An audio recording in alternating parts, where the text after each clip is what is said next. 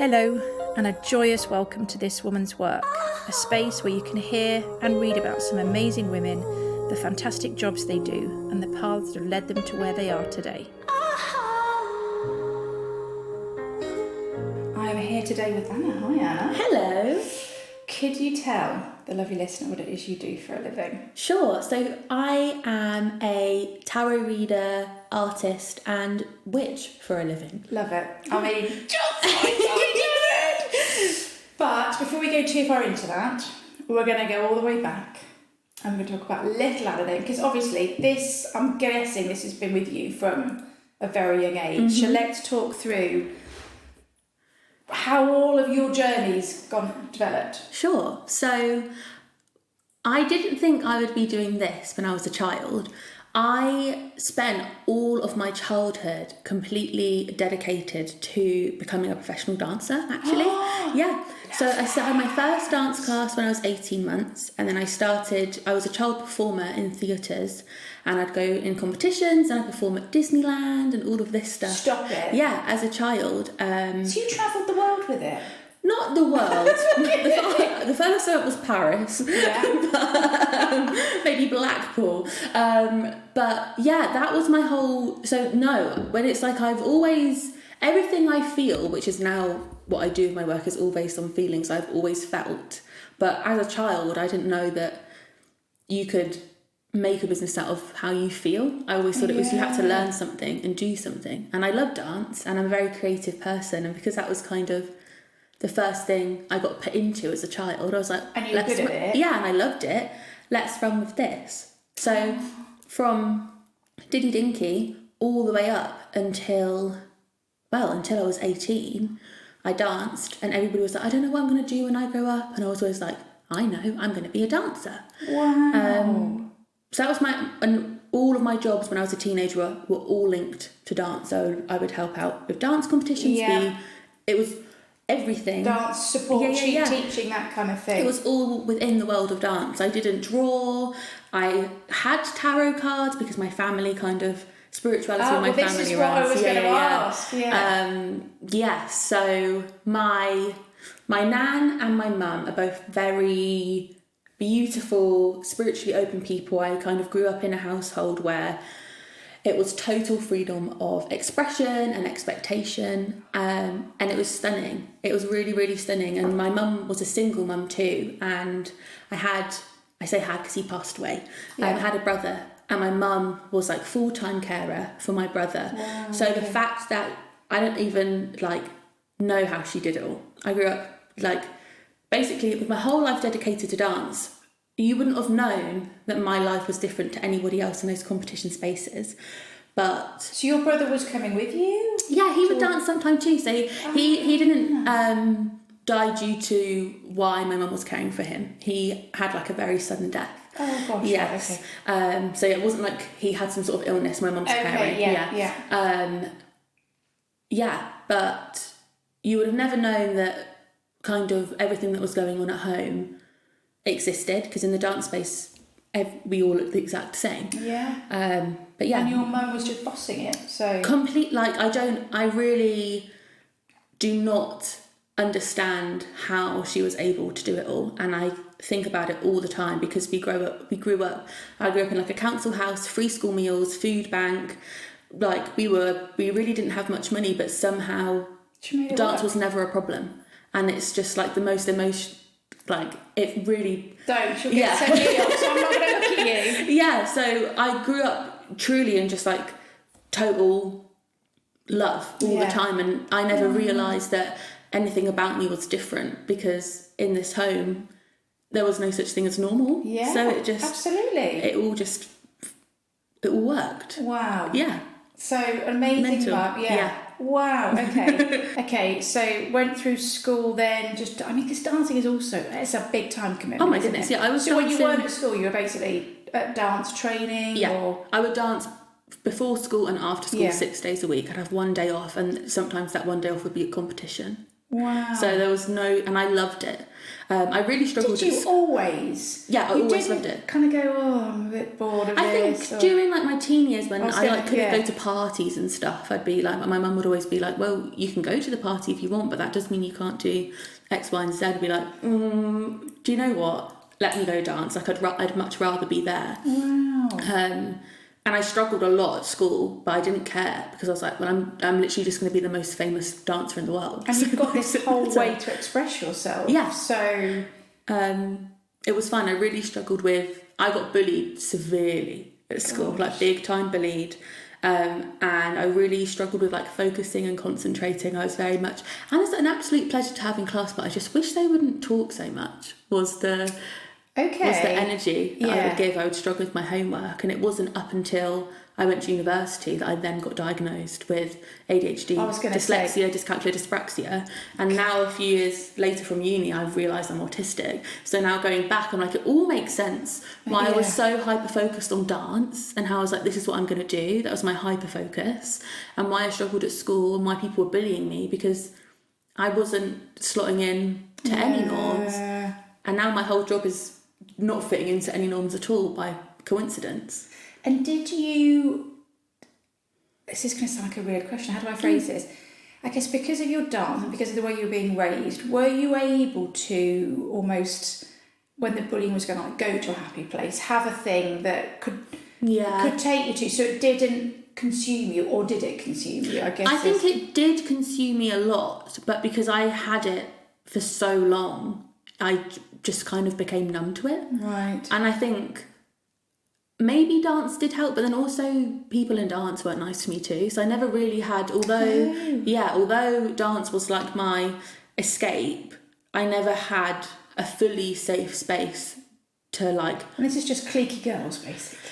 Yeah, but not just anybody, even just like teachers, schools can be a really toxic environment, especially when you're struggling to learn and haven't been diagnosed with anything, because they think that you don't want to learn, and that wasn't my case at all. I love learning. Or you're stupid, or this or that. I just couldn't do it. But I think dance definitely... focus. It's that focus, isn't it? Yeah, exactly. Yeah. So that's why I was dancing all the time. Wow, okay. But obviously, so you just said then, so you still went on to college and... Yeah, so I went to sixth form, and in sixth form, that's when my mental health took a huge turn. Right. I became severely depressed. I had disordered eating. I didn't want to be here at all anymore. And I had a really positive... I moved school for sixth form, and I went to a really creative sixth form, and it was brilliant. Yeah. And had like friends that I felt like understood me more, but my mental health was just on a rapid decline. Do you know why that? Do you think it was like a...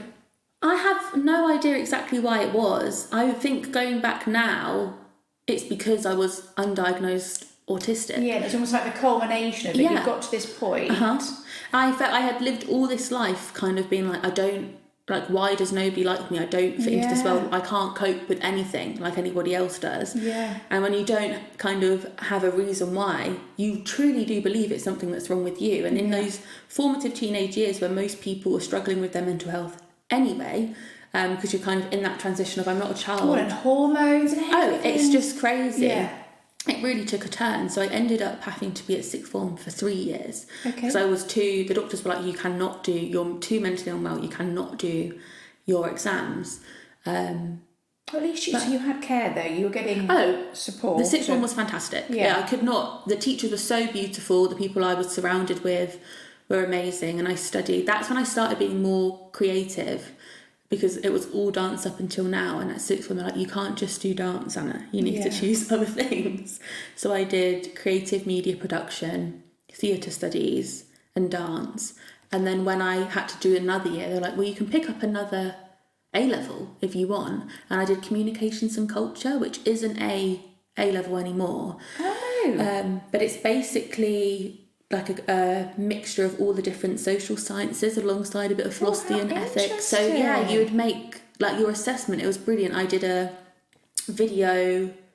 made a video which was basically about how like women's bodies are sexualized within the entertainment industry, and had to speak about all the psychology. With you and A-levels, that's almost like documentary making, isn't Completely. it? It was brilliant. Went to sixth form. I actually ended up getting really decent grades. I think having another go really helped me. Yeah. And that's a huge theme in my life, is having another go. That's a cycle that keeps repeating for me. Yeah, and then I reapplied to uni the second time round with dance and arts and festivals management.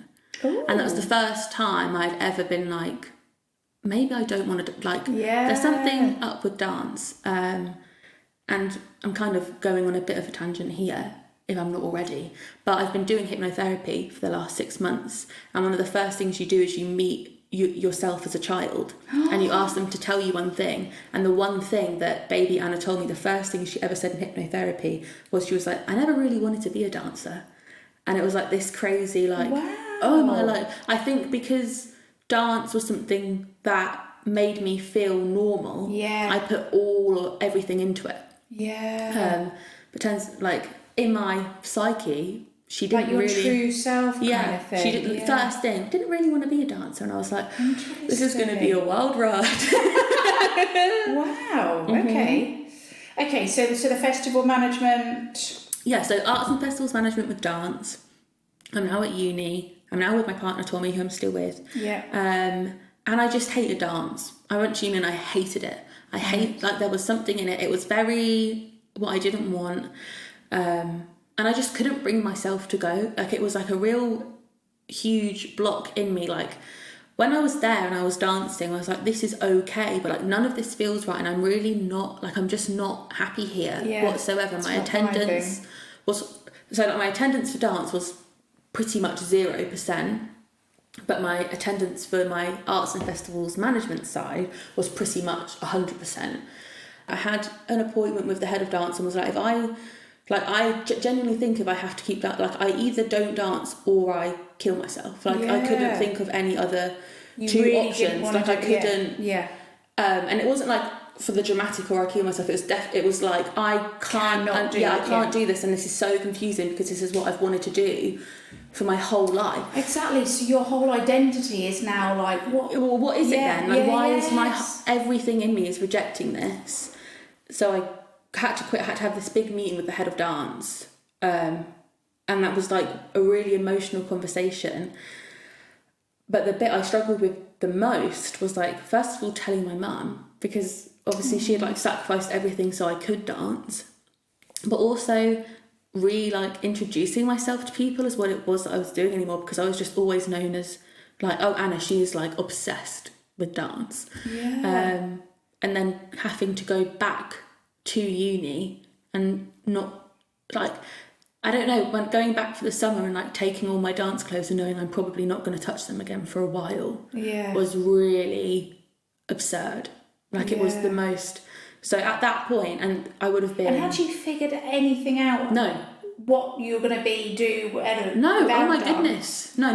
So you were absolutely in this kind of, like, weird void of. Completely. Yeah. And that's what I think most people kind of have up until they're at uni. They're like, oh my goodness, I don't know what it is that I'm going to do. And I never had that. Yeah, but most people don't have such a necessarily a big anchor thing as a child to then, and then, like you say, it's gone, and then you're going, oh God, well, what am I then? What am I going to do? What do I want to... Yeah, I just thought I have just wasted my whole life. Like, why can't I... I was really annoyed that I had given up. It wasn't giving up, but that's how it felt. Like, I'd finally been like, oh, well, I'm not good enough for this anymore. But it would have killed me. The amount of stress it puts on your body, and when you have disordered eating, no matter where you are in the dance world, it is just ruthless. And that must, no disrespect, that must be rife in the dance world. Oh my goodness. Well. I don't know one person that I have, like, had a working relationship with in dance that hasn't had an eating disorder. I remember being, like, 8 and people telling me to eat cotton wool so I wouldn't put on weight. And, like, going to auditions and my friends getting jobs and, like, being under the age of 10 and adults telling these children, if you want to stay in this, you can't put on any weight because the costumes will not fit you and we will fire you. Yeah. Like, and hearing that as a kid, of course that's going to affect you. It can't still be the case now. No, it definitely is. Really? Yeah. Even in the progress that we've made. I think it's just so ingrained. I think maybe it's not being spoken as viciously. And also, to say, like, there is also a whole other beautiful part of the dance world that isn't completely rejects itself from this. It's just so ingrained because dance is all about the body. 2018 was like the hardest year I've ever been through. So I've decided I've quit dance. Yeah. I've moved home after having like a really rocky first year at uni because my mental health and things that are going on, and like me and my boyfriend are like split up and we're having to be long distance and all of this, and like I'm also undiagnosed autistic and ADHD, like I've only just got it. Hasn't happened. Yeah, okay. So the autism is this year. Yeah. All of the other neurodivergency stuff I got diagnosed with whilst at university. Okay. So but I'm really struggling. It's like I'm like, how can everybody else like cook all of their food, get all of their, and I'm like, why am I still broken? Like, what's going on? So I go home for the summer, and I'm kind of having to tell everybody, like I'm not dancing anymore. I'm doing arts and festivals management, and people are like, what? Why are you getting a degree in that? What is that? Hey, that's big money. Oh yeah, no, it's a great degree. Yeah, that is big money. I think it's so niche. And I loved getting my degree, but that summer was the summer that my brother died. Right. So all of this happened. I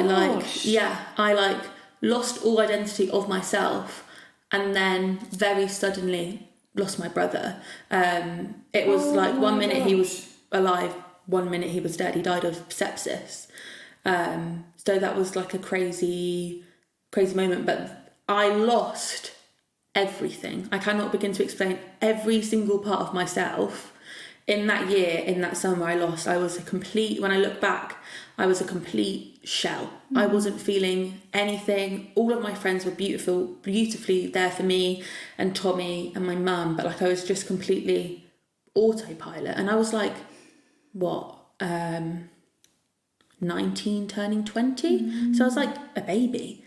So 2018 was like when I lost everything. But that is when who I am today kind of got birthed. It was like everything had to go, like the Tower card in tarot, like everything has to crumble in order for you to do what feels right. Whatever's built on an unsteady foundation must fall eventually. You have to just let go. Yeah. I know you have a little life in you yet. I know you have a lot of strength left. I know you have a little life in you yet. So I went back to uni. Yeah. And I was doing just arts and festivals management. Yeah. And I was doing it again. So all of my year group was completely different. Because obviously everybody was now in second year. Yeah. And that was really hard to begin with because I'd moved into my second year uni house with people, and I just didn't get my timetable and was like, what's going on? They were like, yeah, you're going to have to re-enroll. So I had moved into second year uni house after my brother passing away in the August. I'm moving back to uni in September, like having to leave my mum living by herself. Yeah. And now my boyfriend Tommy is now living in Brighton, going to film school. So we're all, and then they were like, yeah, you're not coming. And you're just there going, oh my God, is there anything else? Yeah. Is there anything else? Is there anything else? But I started again, and it was really, really brilliant. I think being diagnosed the year before and having the opportunity to go back and do lessons I had done before was like brilliant, because for some reason that worked for my brain. Revisiting a topic a long time afterwards, for some reason, helps things click. Okay. It's something to do with my brain. So I ended up obviously doing pretty well for half of my first year because I had done it before. Yeah. And also the people that I was with in that course, I think because I was fully one of those students, I wasn't not a full dance student, but not a full arts and festival student. I just made some really beautiful course mates. Wow. And then lockdown happens, and the last 2 years of my uni were all online. Oh my gosh. Yeah. Oh my gosh. Yeah. Which obviously for festivals is quite hard. Yes. So we had to put on an online festival, which was brilliant. And that's how I met Beth, who's my old business partner. We then started a business together, and in that 2022, which was my last year of uni, 2022, if you get what I'm trying to say. Yes. Also in 2020, that's when I started reading for loads more other people. So I got given my tarot cards. Well, yeah. Yeah, just before Thomas died. Right. Started reading for myself when Thomas died. Started really getting... So everything I do now is birth from grief. That's what my little saying is. Everything I do is birth from grief in 2018 when Thomas died. So I've started drawing. I'm doing tarot. I'm now at uni. And I'm like, well, I really need to know what I'm doing when I leave. Because I thought I was going to be a dancer. And now I'm not. Yeah. And throughout studies, I was doing like marketing and branding and event management work for like other organisations in Leicester. So when I left, I was like, I need a business straight away. It was like my coping mechanism. Okay, yeah.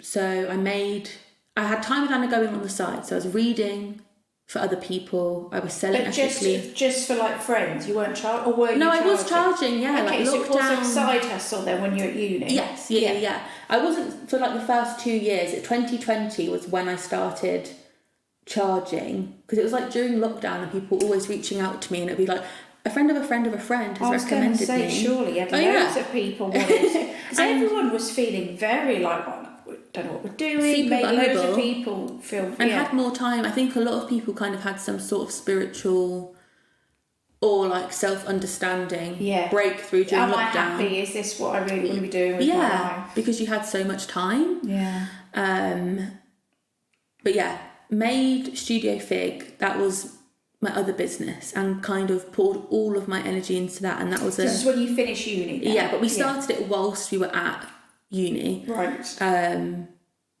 And that was a creative consultancy, and we worked with small businesses, creative ideas and people with their marketing, branding. But we stopped doing Studio Fig at the end of last year, because I just realised I really want to do Time with Anna properly. And it was getting busier and busier, and I was doing more markets, doing more readings, and I was like, this fuels me so much. So Time with Anna had already been set up then? So that's what you had called it. So what you were doing is your side hustle? Yeah, it was a fully fledged... Yeah. Okay. Well, obviously, that's what I knew how to do, was to build a brand. So it had a brand. Yes. I had a social media presence, but it doesn't necessarily mean it was doing too well. So that's what I gained while at uni. You've got Time with 2020 Anna and Studio Fig whilst I'm at uni. Yeah. In 2020, I finished uni in 2021, moved to Oakham. Yeah. And then we stopped Studio, and I loved Studio Fig, and I loved doing all of that work that I did with Beth, and I love Beth. And I still do the little bits of social media support here and there, but it's not like my bread and butter. My bread and butter is Time with Anna now. And was that, for want of a better phrase, did your work show you that you needed to? Yeah. So it kind of got to the end of last year and it's like, okay, you've got to give this a go, kind of thing. Yeah, and I knew that if I put all of my energy into Time with Anna, it could become something, because when I put all of my energy into Time with Anna, it completely like fed me fully. Like I had the essence of like, this is really, I have to be doing this. But you just didn't think you could maybe necessarily earn a living off it, kind of, so you were trying to... And I was so in like just doing tarot and like doing art on the side, and over the years, over the 4 years where I've started doing it more public facing, I've brought more aspects of myself into Time with Anna, and that's what's made it really work. I now have like a shop where I have my art prints and my stickers and my makes, and I go to markets and I'm in exhibitions, and I have a whole, like, my stuff can be bought wholesale for shops and stuff, so there's like many different pockets for it. But tarot is like the thing that I really love doing. So one of the first things when you said, I said, can I watch you? And you said, I'm non-binary. I'm non-binary. And I was like, great, let's chat. Sorry, not at this exact point. My cat's just walked in. It's fine, I love cats. I know, but if I'm in that room, he wants to go in that door shut. He basically, when there's a shut door, he's like, why is there a shut door? Anyway, sorry. So, and I was like, brilliant. Let's chat through that. So at what point then, because surely you've got to have felt this at a young age then, but just had no idea. No clue. Yeah. I have always and this is obviously going to be part of the fact that I am autistic, but I've always not felt like fully human, is I guess is the best way. I've always felt like how like everybody else can just do all of this, and I'm looking at them like, what on earth is going on? And I have felt for a long time during secondary school. So as you're going through puberty and all that kind of stuff. Yeah. Like, I think as a child I felt like I didn't fit in, but it was never linked to my gender. Yeah. And then during secondary school, I really, really struggled with, like, my body changing, like getting boobs and stuff, because I was like, this feels so gross. Like, this feels so strange, because I'm looking in the mirror and I'm seeing my body change into what we like see and as a woman telling you you're in a girl. society. Everybody's telling you a girl, and I'm like, I don't want this to be happening like this. I don't want to be perceived this way. I don't subscribe to this. Oh, interesting. And I spent a long time really struggling and like trying to figure it out, to the point I was almost like hypersexualizing myself, so that I got attention of like, you're a really hot woman, to see like, if I take this to the complete extreme, how do I feel? Because you were trying to embrace it. You were trying to... and like really into body positivity and self-love movement, because I would speak to people about it and they were like, no, you should love your body. And it was like, it's actually not a body thing, it's the gender expression. And I'm sure as we all, like, gender is a social construct, we made that up. Obviously there is sex, which is what's between your legs, but that also isn't just... if you've got a penis, you're a man. If you've got a vagina, you're a woman. Because we're completely disregarding all of the other people that have different hormones, different chromosomes, and have different genitals down there. So it's not even just, it doesn't need to just, doesn't work on any platform. Well, it is odd, isn't it? I don't get the debate around, because ultimately the fact that as humans we've come to this point means we've evolved to come to this point. And also, it's just kind of like, well, this is obviously what's going on now. Saying it's not going on isn't going to make it not go on. And trans people and non-binary people have been around forever. It's not a new thing. They have been around forever. We wouldn't have pride if it wasn't for trans people. So like, why are we? Like, it's not new. It is not new. We have been around forever. There is many historical texts that's when we didn't have the gender constructs. You know, I feel like I'm like 70% woman. I don't feel 100%, like the word woman doesn't feel right. And it's calling myself non-binary for me, and obviously it's different for each person. It's not that I don't want you at all to think of me as a woman. I just want you to know I'm not 100% comfortable being one. What's next then? Where you are now, what does the next year, 2 years look like for who bloody knows? Honestly. I have no idea. I'm not a planner. I can't sit here and make business goals and business plans and sit with it. I tried to do it to Studio Fig. I am riddled with ADHD and neurodivergency, so it's not going to work. My plan for the next 2 years is to make sure that whatever I'm doing is something that I love, that I feel safe, that I feel respected, that I understand where I am, that I'm completely caring for myself and my nervous system, first, number one. But number two, in regards to my business and time with Anna, is that I really want to focus on creating more of what I love, and that is creating conscious communities and supporting people with trusting themselves more. That's why I do tarot reading. It's because I truly, like, and without going too woo, like, I truly do believe, like, you know right now everything that you'll ever need to know about your life. Gosh. And it's just that information is not going to come to you until the right time. And tarot is a tool for me to give you permission to listen to yourself. It's not going to tell you anything you don't already know. So does that mean you believe that we all have... I was having this chat with someone just yesterday. Do you believe that we all have paths and destinies, or not? Is it all choice, or...? Almost a bit of both. Okay. I think there is a path for you that is kind of almost like Mario. There's different levels. Okay, and there's different paths that you can take. And you will know when you're on the right path when you're listening to yourself. And the universe is always going to be trying to guide you back, but that can often mean a lot of turmoil and resistance because you've kind of got yourself to a place that doesn't serve you by not listening.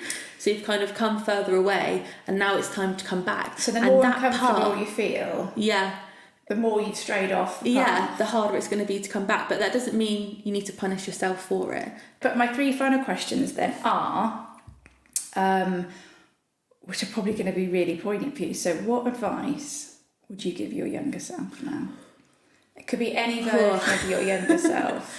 I would go back to me at the hospital when my brother died. I would meet Anna there, and I would tell her that you already know what it is you need to do. You've already got it. Don't worry about it. Just spend as much time as you can creating the things that you love, surrounded by people you love, and do not worry about hustling and making a career for yourself. Just focus on creation and love, and you'll be okay, is what I would tell her. Yeah. Oh, it's lovely. Because let's face it, she probably really needed some... Yeah. That was a dark moment, as you can imagine. Yeah. Okay. What would your older self say to you now? So let's say 60-year-old Anna. I love speaking to older versions of me. Do you? So maybe you're already doing this. Yeah. So what is a 60-year-old version of yourself saying to you now? Stop. Well, I literally did this in hypnotherapy a few weeks ago. What did older me say? That doesn't need to be what I tell her now. I ask people this question a lot. I've never had someone say, well, I actually know, because I speak to my older self. I write letters to my older self and I'm crazy. And she'll reply, or I'll make myself like a cup of tea and sit outside and imagine that I'm sharing my cup of tea with old Anna. I think it's my 2 things is be completely unapologetically yourself. You are never too much. You are never too loud. You're never too over the top. You deserve to take up as much space as you want to, is number 1. And the other thing, and it's something I really truly believe in, is age disgracefully. That's what my older person would say. We're not subscribing to any of that. I want you to age and become the absolute biggest old hag in Oakham you could ever imagine. Age disgracefully. You won't age disgracefully. I want to, but I want to just live disgracefully. I want to just become unruly and wild, and everyone's like, who is that? And I'm like, it's me, Anna. Amazing. Wow. Okay, the final question is just, and it's going to be tricky for you, I think, but it's almost sort of life advice just to throw out there for everybody. This is, I could give loads. I'm such like I don't know. And you can give a few, it doesn't have to be one thing. Okay. But what do you think people would really benefit from? Like a mantra, whatever it is. I'm probably going to give a few and you can cut. No. I think the first one is more for my people that feel like they don't fit in. And it's that you are not broken at all, and you deserve to live in a world that fully accepts and loves you, and that will happen for you.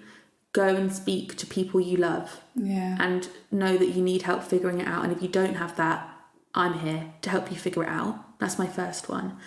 And I think my second one, just don't be afraid to start again. You don't let whatever needs to crumble fall. Surrender and let go, and it will all come back to you. And trust your gut.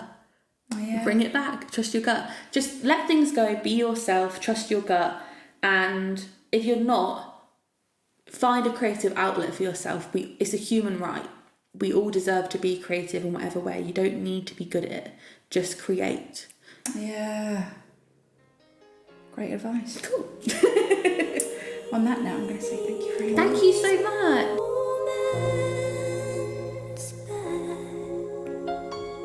If you would like to hear more about this chat, see some pics and read about how to get started in this industry and or this role, then please go to our website www.thiswomanswork.org. The link is on this podcast page and across our socials. Sincere thanks.